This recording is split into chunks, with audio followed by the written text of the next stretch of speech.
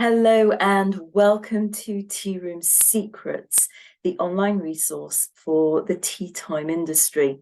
Hello there, my name's Tina Jessen, and today I want to give you your Christmas bonus, which is answering some of your questions. Now, I've had some really interesting questions come in today, and it's inspired me to share some of these answers with you. Now, I'm often asked if people in this group are just people looking to start out, or if they actually have a business already.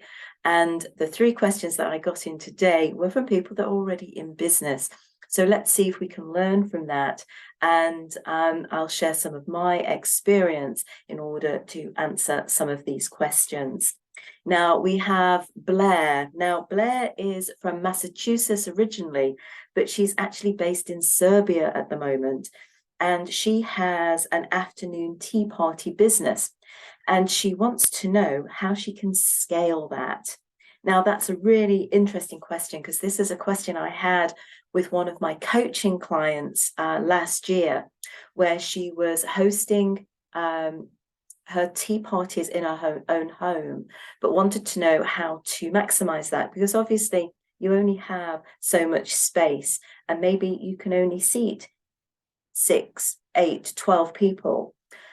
So how can you actually scale that?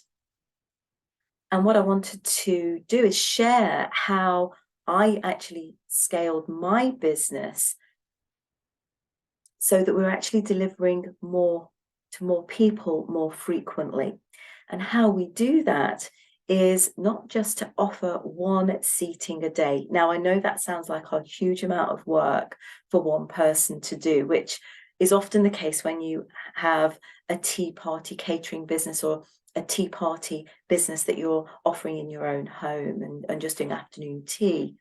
But if you think about it, you could potentially, depending on how much space you have available, is to actually run 2 or even 3 seatings in one day. Now, this is something that I personally did as I was leaving the US. I've now moved to my lovely cottage in England, but I ran 4 tea rooms in the US. And when those closed after COVID hit us really hard, I started to deliver catered tea parties in my own home. And what we did on Mother's Day, at Christmas, these times when you can have more demand than you could possibly satisfy, and you're basically leaving money on the table, how do you actually increase and leverage what you're doing and scale that business? And what we did is we actually had 3 seatings. Now, I'm not suggesting you go to 3 straight away, and I did have some help to do that. But sometimes it can be something as simple as getting hubby or a teenager or a friend to actually come in and help you, even if it's just with the washing up or plating of the items, just so that you can turn those tables around. And what we would do is we would have an 11 o'clock seating, a 1 o'clock seating, and a 3 o'clock seating. And each seating would be an hour and a half long, with half an hour for clearing away and resetting the tables. So it can be done. You can actually fit in more than one party per day. Now, some of you might be saying, well, you know, people like to linger. We want to do a lot longer. We want to give them the whole day. If that's what you want to do, that's absolutely fine. But this is one way of scaling. And I'm not suggesting you go straight to 3. Try 2. Try doing a 12 o'clock. And if you want to give them loads and loads of time, a 4 o'clock. But what you'll find is when people come into your home, they tend not to stay or overstay their welcome, should I say. So that's been my experience. And that's what I would suggest. So Blair, if you're listening from Serbia, well, congratulations for making the move.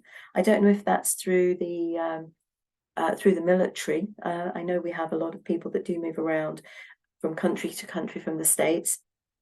So it might be through the military. Let me know if it is, because I'd like to get to know you a little better. But her question was how to scale my afternoon tea party business. And that's one way of doing it. If you've got more demand, and especially Mother's Day, Christmas, you'll get far more demand than you could possibly satisfy just doing one Saturday. Try doing Sundays. That was something that I did. I would have my Mother's Day actually on Mothering Sunday, on Mother's Sunday, and opening more days and opening more seating times to meet the demand. Now, I'm assuming that that's how you want to scale and that you are getting the demand for doing it. If it's about getting more clients and getting more people coming to you, then that's another question and another answer for another day. So I hope that's helped, Blair, and others of you. Now, when we do these Q&As or the actual live coaching, it's much more interactive, and you can ask many more questions. And what I'm doing for 2023, yes, we're coming to a new year, is to start to do more one-on-one coaching, if that might be of interest to you. But I'll come on to that a little bit later. So my second question is from Raquel. Raquel is from Maryland, and she wants to know how to balance and stay connected in business, and how to build those relationships. Now, again, this really feeds into how to build and nurture your clientele and how to keep in connection and contact with them. And the way we do that is through making sure that we are communicating with them. Sorry, someone's just into the restroom, so I apologize for that noise coming through, if you can hear that. So how to balance and stay connected. Now, the best way of staying connected is not just collecting your emails from your guests, but actually using those emails to send out regular newsletters, regular correspondence, regular stories, regular hints and tips, regular just chit chat, really, because they want to get to know you. And I know that might sound a bit daunting for some, but it's amazing how people start to actually look forward to hearing from you. And if you can do it weekly, fantastic. Monthly, I don't think is often enough in today's environment. I think to get a weekly email from somebody that's signed up and actually wants to hear from you. And don't be afraid of them not continuing their subscription and unsubscribing with you. That's okay, because you only want to connect with those people that want to connect back with you.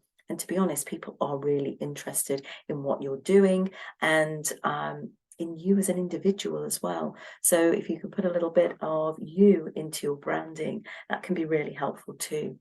Now, we do have a training all around how to grow your list, how to nurture your group. I ended up with over 6,000 people on my mailing list, which I mail to each week about the latest offer, the latest event. Events are great for giving you more content if you can do regular events, various themes that we were doing, various seasonal things that we were doing, new menu items, the scone of the week, scone of the day, the dish of the day. There's so much content that you can talk about. You do it on social media, but also put it in your email correspondence. And I say we have got a little training that's all about how to get the right clients coming to you, how to get them to come to you right now. And like I say, all my knowledge is in that, but that is absolutely perfect for Raquel in Maryland to look at how to stay connected and grow those relationships. Do it through email. It's your data. You do things on social, it's fleeting, and Facebook or Instagram or Pinterest, whatever, can change those algorithms, and then you lose people. If you build your mail list, your email list, it is your data. It's probably the most valuable asset you have in any business, and a tea room business or a tea party catering business or even a bakery. It is the most valuable asset you own. So use it. And if you don't know how, I do have a training set up for you that's all online. Do it in your own time, at your own pace. And again, if you need some one-on-one coaching, I am here for you.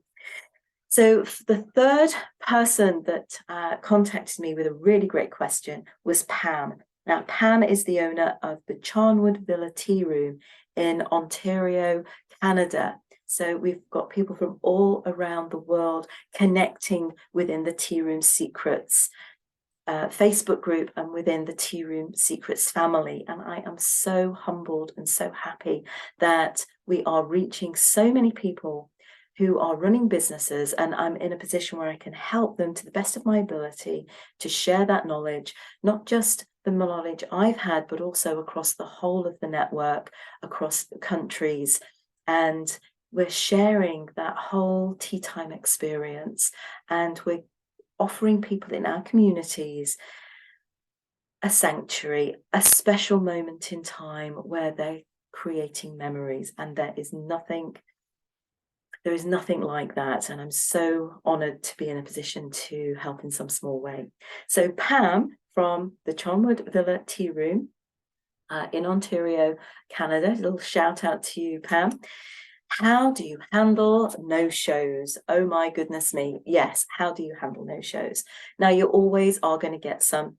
What we did in the tea rooms in the States, when I was running my 4 tea rooms across Indiana, is we would have a reservation system. Now, we would encourage reservations. Now, we weren't solely reservation. We would accept walk-ins. But once you start to define how you want to run your business, and we recommended reservations to save disappointment, so that would encourage people to make those reservations. We actually had it in a system, and we would let people know that if they had a reservation and they couldn't make it, to let us know. That's the least they could do. Now, if it was a table for 2 and it was a no-show, it wasn't a big deal because we could probably use that table again for a walk-in. So we weren't too worried about the smaller parties. The big challenge comes is when you've got a party of 6 or a party of 12 or even 25, as we often had, that were coming in for a birthday party or a bridal shower or a baby shower, and we were looking at larger numbers.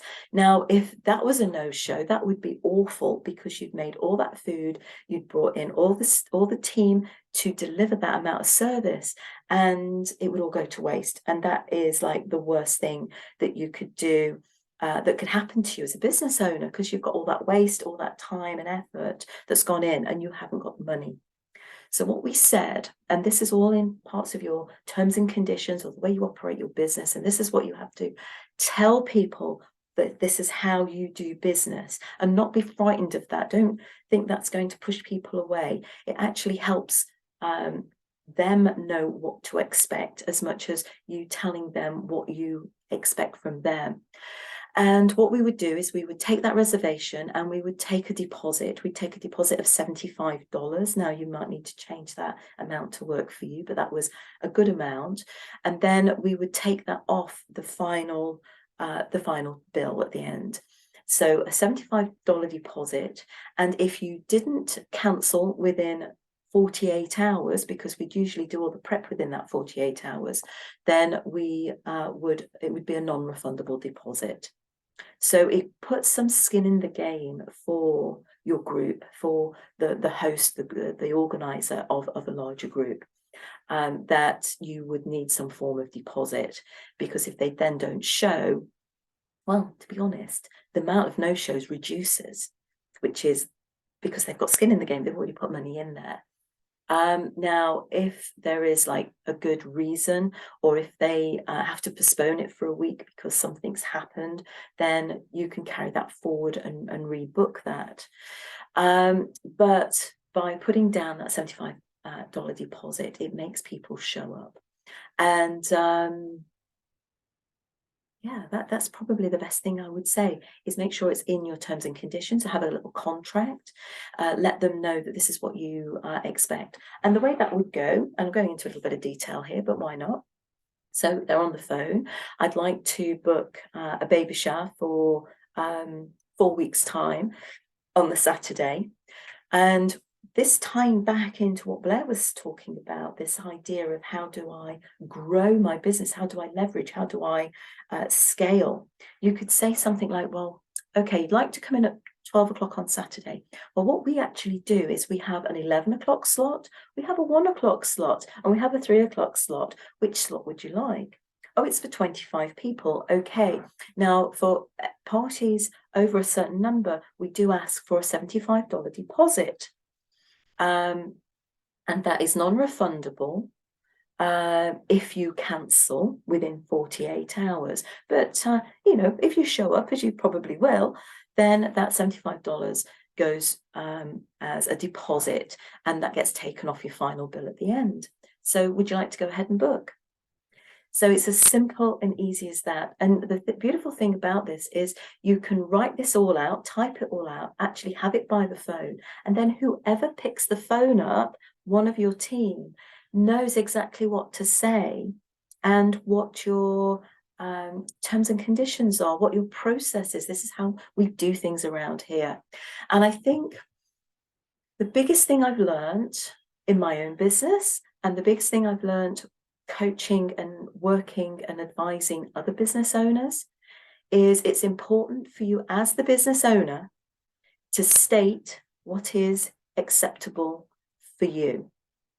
This is how you do business around here. It's part of your process. This is how we do it. And, you know, that's how you work with us.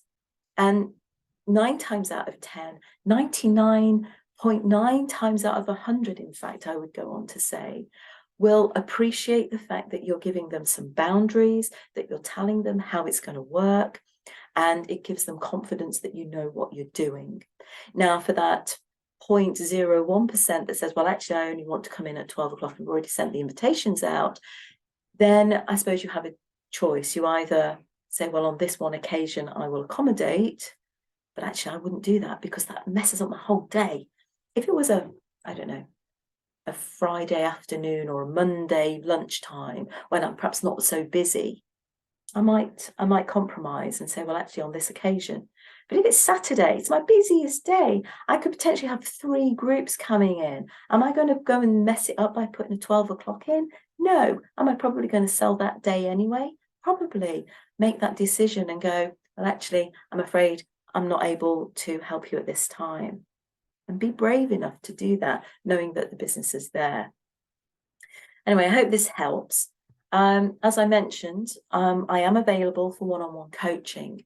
I charge $250, which is what, about around £200, to do one-on-one coaching. If you actually want to spend some time with me, I can go through things like your business plan. I can help you with your processes and procedures. I can help you with your hiring strategy. There's so many things that I can do on a one-to-one basis.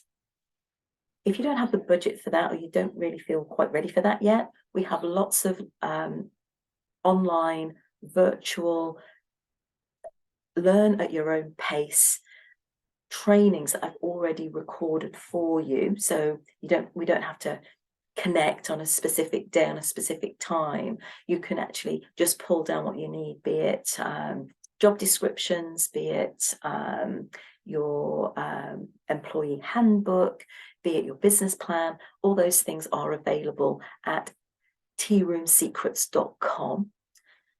But there's another thing that you could possibly get involved with, and that is the monthly group coaching that we do, where you can actually hop on at a certain time and day and ask your question one-on-one with me, and I will give you direct answers to your questions, and you can have follow-up questions and clarifications as well.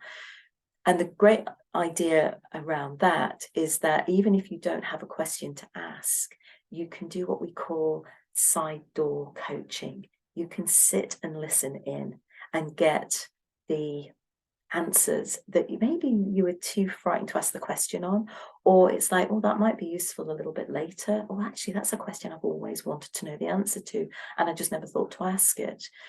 So that is part of our group coaching, and again, there's all the information at tearoomsecrets.com, which will guide you through how to sign up for that. It's a monthly commitment. You can cancel at any time, and we can start to get to know each other, and I can really start helping you building your business. Have a fantastic Christmas. I hope this hasn't been too long. I know you're really, really busy, especially those that have tea rooms. It's one of the busiest times of the year for several weeks on the run up to Christmas. And don't forget Christmas to New Year. I made the biggest mistake my first year.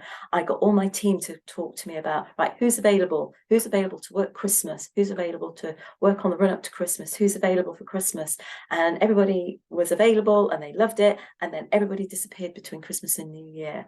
And it's like, well, I meant Christmas. I meant like the whole time between Christmas and New Year, the run up to Christmas and up to the New Year. We have more people coming to see us in the tea room between the day after Christmas and New Year's Eve than we would have in the week running up to Christmas, because a lot of people are on vacation, are off work. So make sure you have the staff for that week. That was my biggest mistake. Don't want you to make it. Until next time, have a great Christmas, Happy New Year, and I'll see you in 2023. Oh my gosh. See you then.